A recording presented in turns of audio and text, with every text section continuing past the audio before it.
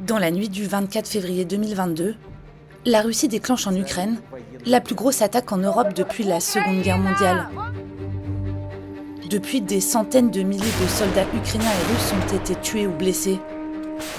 Dans plusieurs villes, des milliers de civils meurent sous les bombes ou sont exécutés de sang-froid.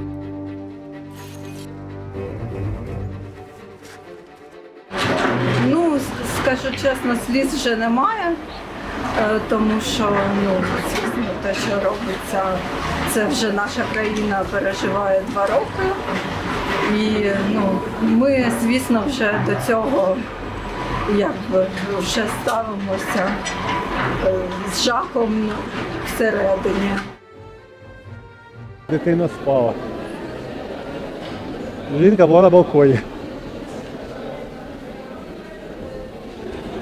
Бабах. І все. Жінка, я перемотав її і хотів дитину спустити. Хотів вернутися за жінкою, там вже все димом зав'язано. Мене не пустили. Sous la pluie et la neige, les soldats endurent un nouvel hiver le long d'une ligne de front tentaculaire de 1000 km. Près de 20% du territoire ukrainien est aux mains des Russes.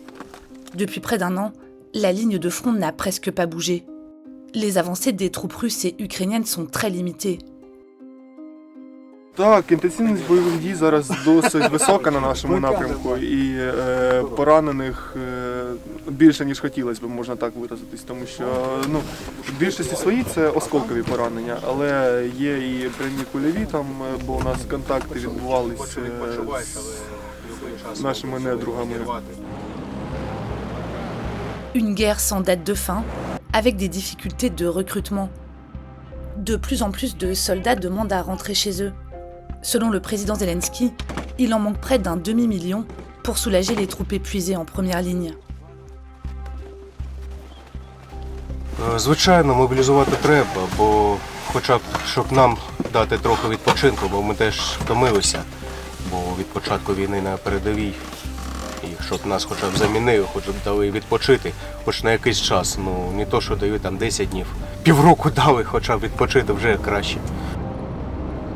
Avec une population bien plus nombreuse, la Russie a tout fait pour inciter les hommes russes à rejoindre les forces armées, avec un mélange de propagande patriotique, de contraintes et d'incitations financières.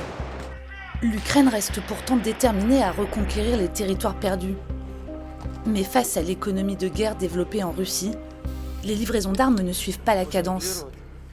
La moitié seulement du million d'obus promis à l'Ukraine par les Européens l'an dernier a été livrée. L'aide américaine de 60 milliards de dollars, qualifiée de vitale par le président Zelensky, est bloquée depuis des mois au Congrès. У нас станом на грудень майже 90% українців вважали, що у разі належної допомоги Заходу зброєю, санкціями, фінансами Україна може досягти успіху. Зараз українці все більше відчувають себе зрадженими з цих питань, і в результаті це провокує дещо песимістичні настрої. Поки що оптимізм переважає серед українців, але ця невизначеність і песимізм мають місце, і це позначається і на питаннях щодо мобілізації. Le nouveau chef de l'armée ukrainienne a qualifié la situation dans l'est du pays d'extrêmement complexe et stressante. Les forces russes ont récemment capturé la ville d'Avdivka dans la banlieue de Donetsk. Un tas de ruines après 4 mois de combats acharnés. C'est la plus grande victoire de la Russie depuis la chute de Barmout en mai 2023. До сих пор шумели, кричали, надо добиться стратегического поражения России, поражения на поле боя. Теперь, видимо, осознание приходит, что это не просто сделать, если вообще возможно. По моему мнению, это невозможно по определению. Этого не будет никогда. Мне кажется, сейчас осознание этого пришло и к тем, кто контролирует власть на Западе. Но если это так, и если это осознание пришло, подумайте теперь, что делать дальше. Мы готовы к этому диалогу. Dans l'opinion publique russe, des signes de lassitude se font ressentir. Révulsés par l'évolution du pays, ou pour éviter la conscription, près d'1 million de Russes, selon les estimations, se sont exilés ces 2 dernières années. Rien pourtant ne semble arrêter Vladimir Poutine. Il l'a lui-même assuré, l'Ukraine est une question de vie ou de mort pour la Russie. D'après plusieurs experts et diplomates, le président russe ne sera satisfait qu'après la capitulation de Kiev. Signe d'engagement, l'Union européenne a ouvert des négociations d'adhésion avec l'Ukraine et approuvé un nouveau programme d'aide de 50 milliards d'euros. He has clearly said that this war is against the entire West.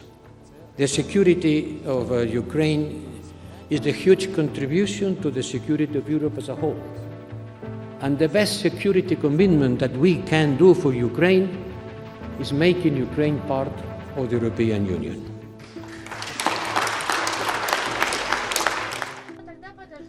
La possibilité de pourparlers de paix semble impossible.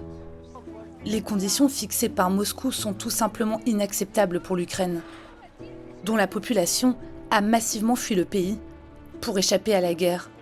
Plus de 6 millions d'Ukrainiens ont trouvé refuge à travers le monde. Un flux sans précédent en Europe depuis 1945. У 24-му році чи закінчиться війна? Я думаю, що ніхто не знає відповіді. Навіть ті поважні люди, командири наші або партнери західні, коли вони кажуть, що це війна на багато років, вони не знають. Якщо ми не втратимо нашу стійкість, ми завершимо війну раніше. Якщо не втратимо наш дух, можна бути і жити зі скепсисом, але можна і країну, вибачте, зі скепсисом. А я до цього не готовий. І я знаю, що таких, як я, дуже багато, мільйони. Не готові ми віддати нашу країну.